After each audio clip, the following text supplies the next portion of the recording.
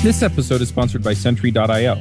Recently, I came across a great tool for tracking and monitoring problems in my apps. Then I asked them if they wanted to sponsor the show and allow me to share my experience with you. Sentry provides a terrific interface for keeping track of what's going on with my app. It also tracks releases so I can tell if what I deployed makes things better or worse. They give full stack traces and as much information as possible about the situation when the error occurred to help you track down the errors.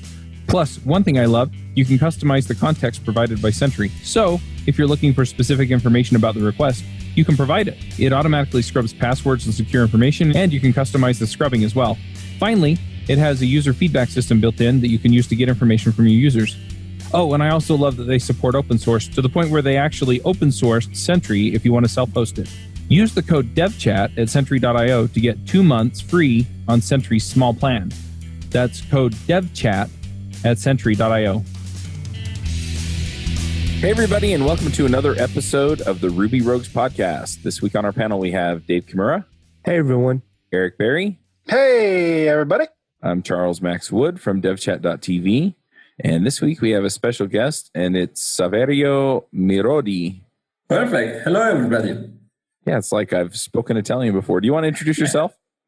Yeah, I'm a systems engineer and backend engineer at Ticketsoul. We're an event ticketing platform, and I'm also sponsored for writing open source and technical blog and so on. And some time ago, since I was working, on the classical weekend project, I started to have a look at the Ruby GUI toolkits. And for my test application, I had a look at a few of them and tried them. And so I thought it was worth, giving a very wide overview at everything that's available for Ruby. Now, when you say GUI toolkits, you're talking about on the desktop machines, right? Yes, mostly on the desktop. Yeah. So the focus of the article that I wrote at the time was to find out something that, had some ideal characteristics, so distribution, documentation, functionality, also startup time, but it was focused on ideally distributing an application on Linux, Mac, and Windows. And that was, the focus. Awesome. I'm a little curious, just to cut straight to the chase. If somebody decides they want to build something with this, what do you recommend that they go with? Wow. At the time, I recommended an underdog. There was FX Ruby that is backed by the Fox toolkit. However, there is such a wide, a wide difference between all the toolkits that to give, a general recommendation is really hard. Because then, for example, the Fox toolkit requires X server on Mac. So somebody say, I want to distribute my app on Mac as well. And that's going to be a bit of work. Somebody says, hey, I want to distribute a single binary. Then Shoes would work, but other wouldn't work. Somebody wants a GUI development application, right? And then it would go, for Ruby GTK. Okay. So it's hard. It's fascinating in a way because, again, software development is also a human activity. Okay. So it's not straightforward. And through the choice, you see how wide is the subject of GUI and the different way you can approach it. When I think of building desktop applications and I think about all the different ways to do it, the very, very last thing in my mind is I should build this in Ruby. And I imagine that I'm not the only person thinking that. Help me understand, why would people want to build desktop apps in Ruby over, something else like JavaScript with Electron, or other than language familiarity? Like, what does that give you beyond, I like Ruby more than whatever? I was thinking the same thing, because I generally recommend people, most Rubyists have web experience, and so I just tell them, I was wondering the same thing. Yeah, that makes sense. And I would say that unfortunately, it's the direction the audience is going towards. And this has been shown by the fact that TK has been split from Ruby. And I was a bit heartbroken by that, because I thought, there was something that was a built-in in the standard library support, and now there isn't anymore. So it says what you're saying, that web development is first and so on. Personally, I use it a lot because I also write tooling for work, lots of tooling, and because I like consistency. And because, when Ruby came out and it was fancy and Rails was fancy, at the beginning there was this Shoes, I don't remember actually what was the name when Y put it out, but there was, the planet of Shoes, and it's meant to be very easy. Ruby, it makes it very easy with an ideal framework. Should be very easy to hack a simple tool. So it depends on the audience, I say. If you want to write something simple, ideally, I would like to work with something that it's, that is Ruby-ish and make you hack a GUI in an hour and put something for a tool and distribute it. But that, of course, is just a use case. When it comes to more complex applications, then it needs to be, decided on a per case basis, I'd say. So where does Ruby shine in this case?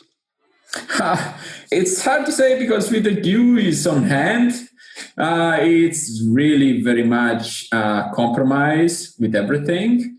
Ideally, formally, I would say that Shoes would make it shine. But unfortunately, Shoes is extremely limited. So you can't really go beyond something that is trivial. And it's fun. I mean, when you go, for example, to Rails girls, and you want, it could be nice actually at Rails girls. You have beginners and they want to see something. And I think that for beginners to show something visible rather than, text is a very ideal outcome. So in that place, you could, hack something with Shoes and you get something very simple that works, that gives feedback. And that's it. If you have to start to work, with the web, HTML, JavaScript, it's not something that you can do in a very short time. So that's a case where, where it would shine because it's simple and it's meant to be simple. Then again, of course, if you have to go after that, then it becomes tricky. I think that's the sweet spot. But other use cases, when I wrote my app, I used to do in Ruby purely for consistency. Because I had strictly desktop needs. And unfortunately, I have to say that it's true. Ruby it's far from ideal. So it's compromising and it needs to be thought very carefully if one wants to start a desktop app in Ruby or in another language. Could you tell us a little bit about how you've used it? Like, I understand yes. It does have those use cases, but maybe share some of your use cases to help the audience understand, like, oh, okay, I could use that use case as well. Mm-hmm. Oh, yes. I wanted to write something very simple. I wanted a desktop search application, and but something trivial because I'm a keyboard freak, so I don't want to use the mouse, and I wanted to type the name of a file, and I wanted a bare bones application, You find several desktop search, but they're heavy. So I just wrote something for myself. And at the time, I wrote it at the beginning with FX Ruby, I think, and that worked. And this is a case when you have something that is very simple and well-defined. And, at the very end, it's a file search in the backend. So this was a use case where, for me, the using Ruby was appropriate, and the target was the desktop application strictly tied to, the desktop metaphor. It's kind of funny. I'm one who absolutely hates web applications like Microsoft Outlook or Word being online. I want those on-premise installed on my computer. But when it comes to me making an application, I'm like, no, web is kind of good enough. But, it's one of those things where I really like the idea of Ruby being expanded beyond just web application development. Ruby existed way before Rails was even a thing, and it had many use cases with, scripting and doing some other very useful stuff. I even built a CNC controller, so I used it to interpret something called G code, which is a set of coordinates in a file, to create and control motors that moved a spindle around. And that was all written in Ruby. So, it was very functional. But then you go over into the desktop application side of things, and I'm like, I'm not convinced that Ruby would be the right fit. Give me some Visual Basics 6.0 and I'm good. But yeah, I like the idea of it expanding to other areas as well. I'm curious, because Shoes is not a new thing. It's been around for a long time. And, we see these other toolkits that are out there that allow you to build desktop applications. Do you think that there's enough momentum there to actually get this to a place? Because, I looked at your blog posts, and the best any of these got on any of their, distribution functionality and documentation was good.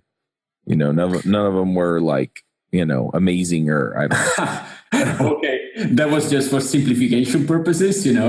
I didn't want to make it as a very strict in a way. Okay, like from 0 to 10, I give 8.5 to this. So for me, it was just poor, so and good. So that's just okay. Explanation. It's it's true. To be honest, it seems like that as again the split of decay was indicative of what's happening, and that this is going to be just a niche, especially Shoes, that it's very limited, and its Shoes 4 is really slow. It's been developed at an extremely slow pace, because Shoes 4 has been around from 2013, I think, or 14. Oh, wow. Yeah, Shoes 4, yes. So hopefully it will come out at some point from the release candidate, and they should rewrite all the documentation.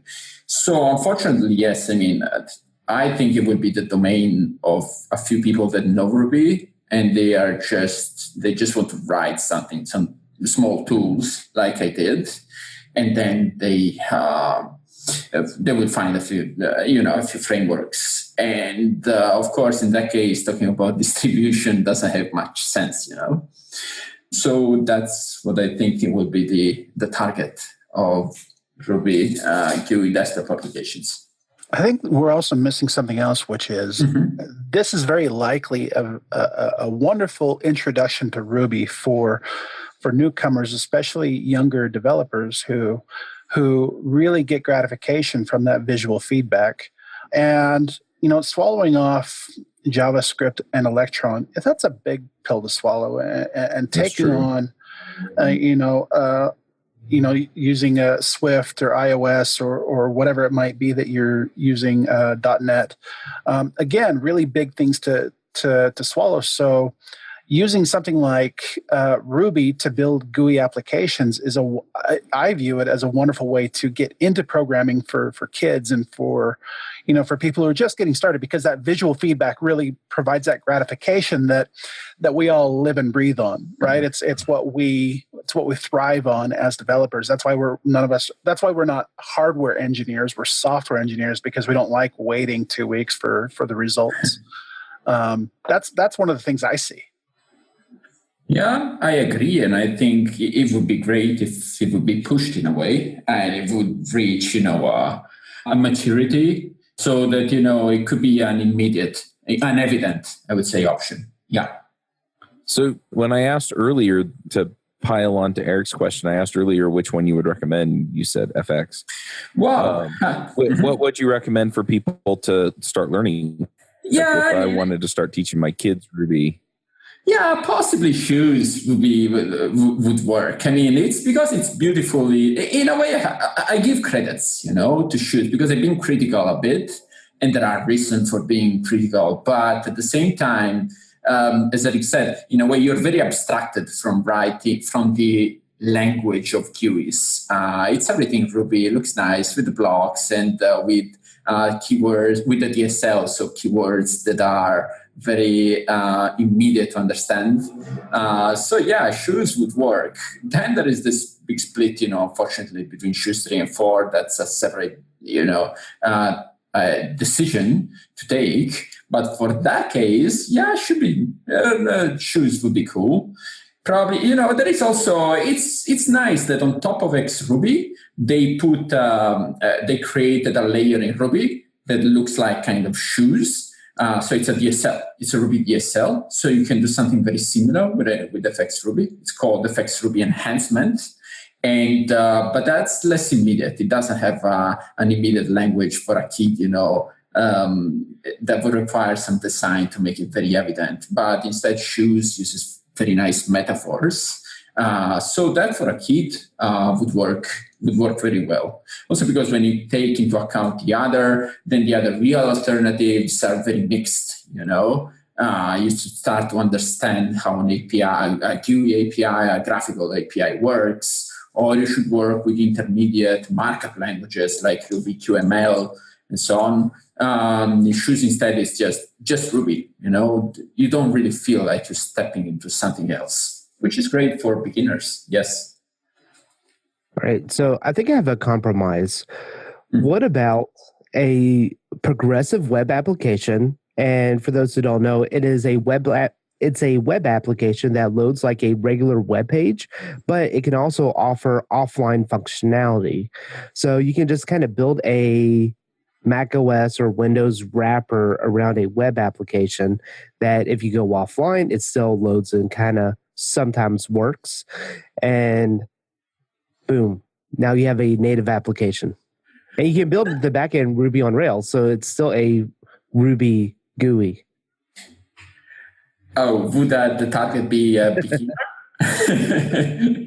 Isn't that essentially what RoMobile was? Or Roads or whatever it was?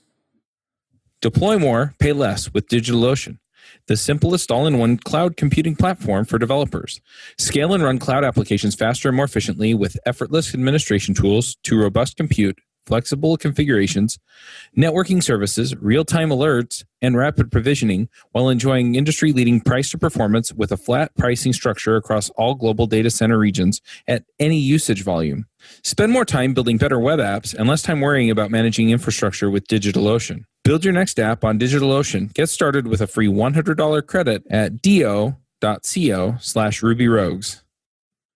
That would be quite complex. That was just for mobile, though, right? I mean, there's been a lot of efforts to get Ruby to build. Yeah, it was mobile only. I thought they were trying to head toward desktop as well, but I don't know if they ever got there. Hold on, there's another one though that I remember. There's Ruby Motion. Ruby Motion, yeah. Thank you. Yes, Ruby Motion. If I'm on a Mac or building for iOS, then Ruby Motion is definitely probably my go-to for building a GUI. I think it's much more pleasant to work with than Xcode. And you have a small but active community of people doing that. So I think if I had to do something that was on-premise without any kind of, and if I was using Ruby, then I would probably go with Ruby Motion today.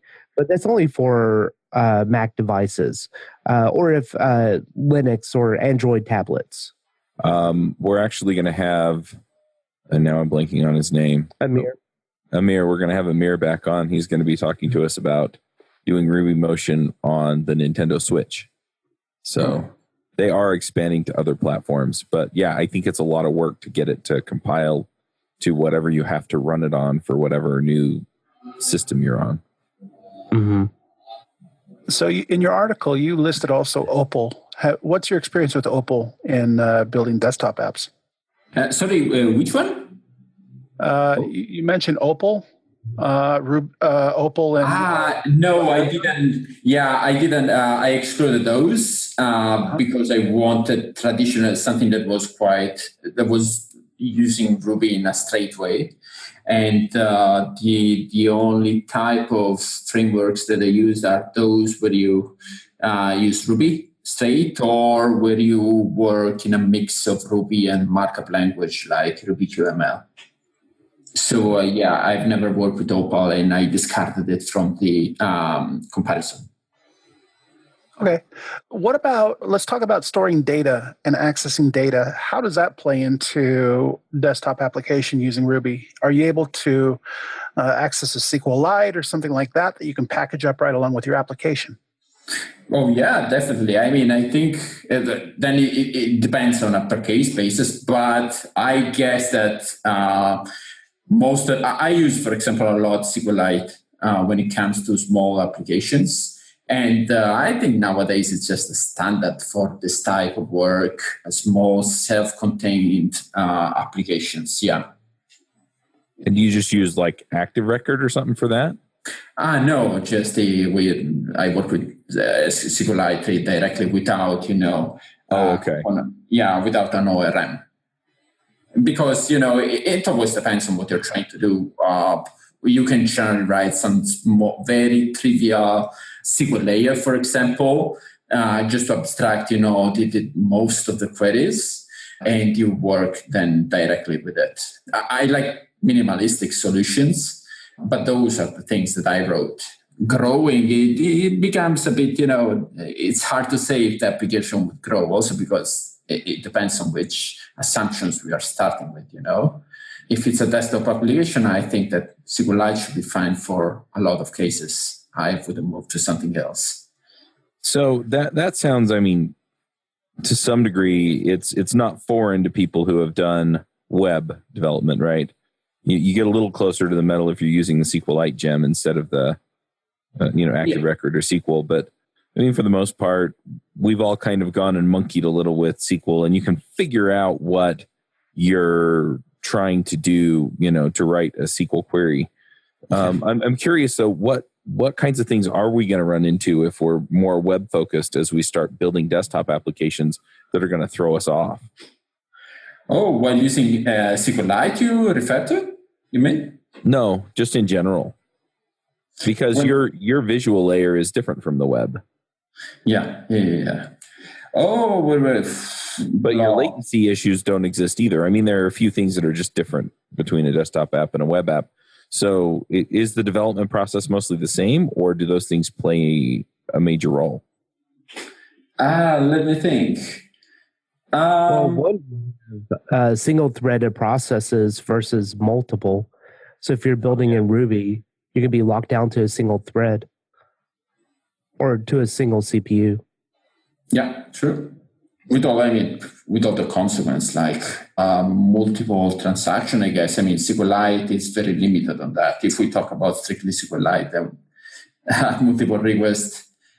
It always depends. But SQLite certainly has certain applications when transitioning to higher volumes. Definitely. Are you aware of any open source projects out there where people can contribute to that's an existing GUI-based application, something that is built in any of these technologies that we've discussed? In Ruby, wow. Let me think. It's Ruby effects. I'm not aware because the frameworks, especially for example, Qt, for example, is getting a huge traction. GTK is getting less traction. It's losing, I think, a user base, but not used from Ruby. So I'm not aware. Shoes, no, I'm not aware. So what exactly you said it was an internal app that you're working on with this stuff? Oh, that's interesting because I came across actually a Ruby limitation. Personally, I was working on sort of search, desktop search app. And I came across the fact that Ruby is, it doesn't work with hardware threads.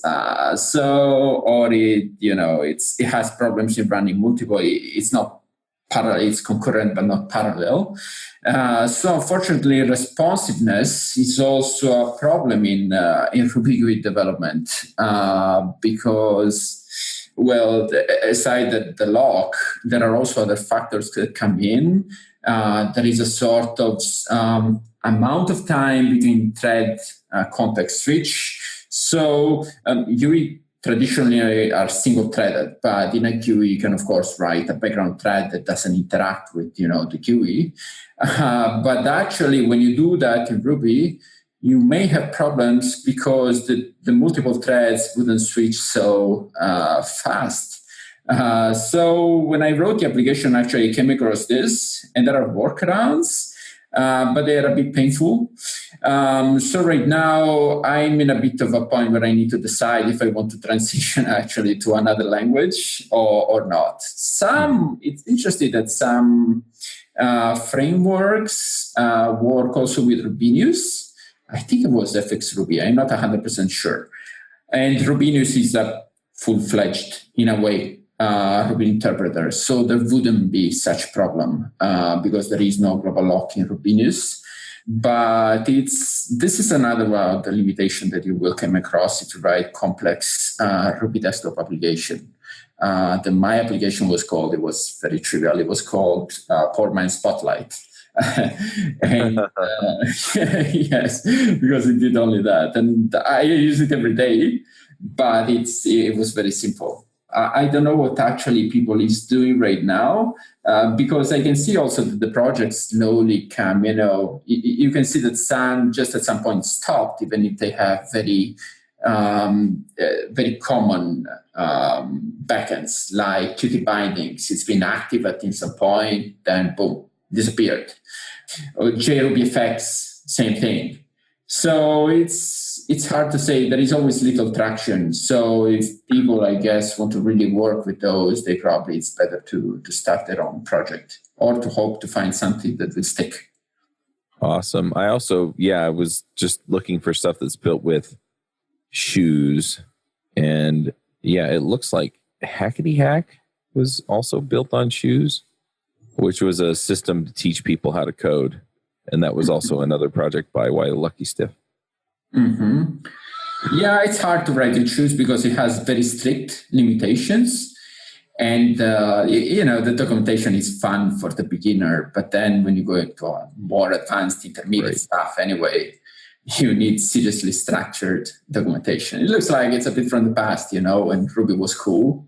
And then you had to transition to something serious, let's say, but the documentation didn't reflect this transition. I couldn't write, for example, my application in Shoes because you couldn't bind the listeners to widgets. So that was a big deal for me. Yeah. Was there anything else we should jump on with this stuff? Or maybe there's more stuff that Dave or Eric are looking at here?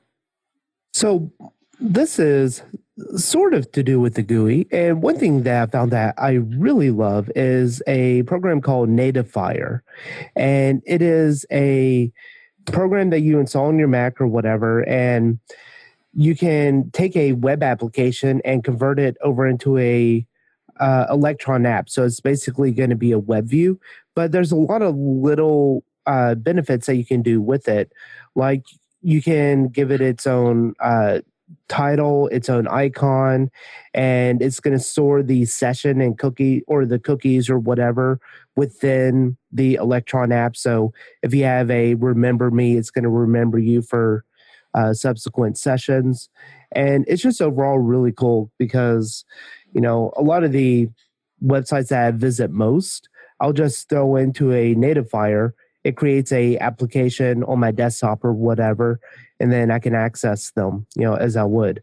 So offline use, it really doesn't work because it's still just going to be a web view, but it takes a lot of the complexities of trying to do it yourself. It makes it very simple. Yeah, I used to have an app that did that. I'm trying to remember what it was called.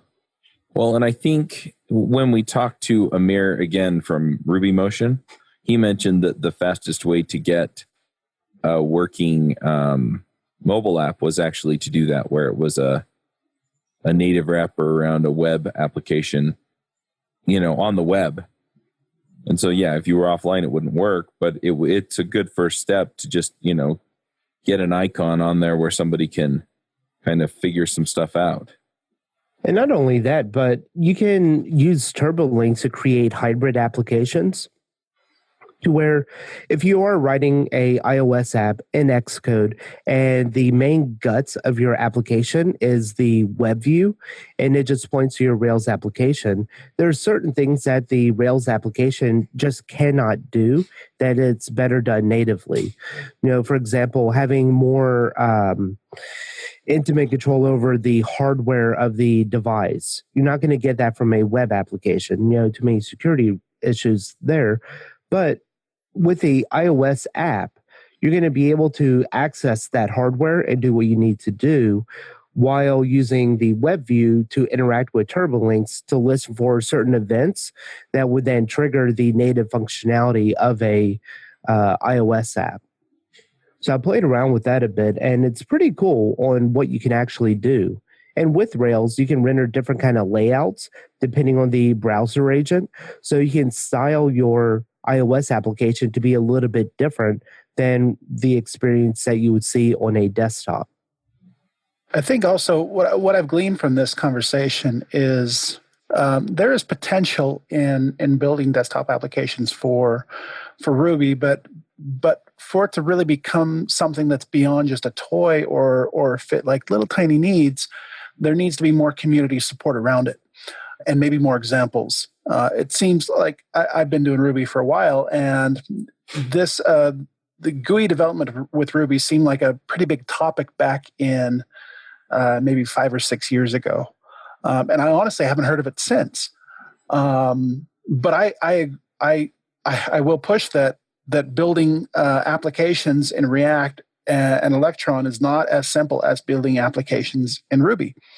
So I hope to see more support around those open source projects, and perhaps even a new one that will take it to the next level, as you were saying, Dave, where you can wrap up even more cleanly applications using turbo links and all that stuff into an Electron app, or wrap it as an application itself. I think that's a story yet to be told. Yeah, I think my main issue with a lot of the Ruby GUIs that's out there today, with the exception of Ruby Motion, is that a lot of the completed projects I've ever done with them in Shoes or whatever, they've always kind of looked like a high school project rather than something that I would actually want to release. Yeah, they just lack that polish. Makes it look like a real professional app. Yep. Yeah, it's true. But I mean, when you go to a Ruby talk, and then you traditionally ask how many people do something that is not web, it's just a tiny minority. So that project should come from the tiny minority that doesn't work with web stuff, and it would require a good push, or as Rick said, some project that will bring it to the next level in a natural way. Absolutely. All right. Well, anything else that we should talk about before we do picks? I think, aside the overview that I gave about the individual frameworks, I don't think I have anything to add. All right. Well, let's go ahead and do some picks. Is your job search stuck? Maybe you're not getting any interviews with employers, or maybe you are, but no job offers. Or you may be new and not even know where to start.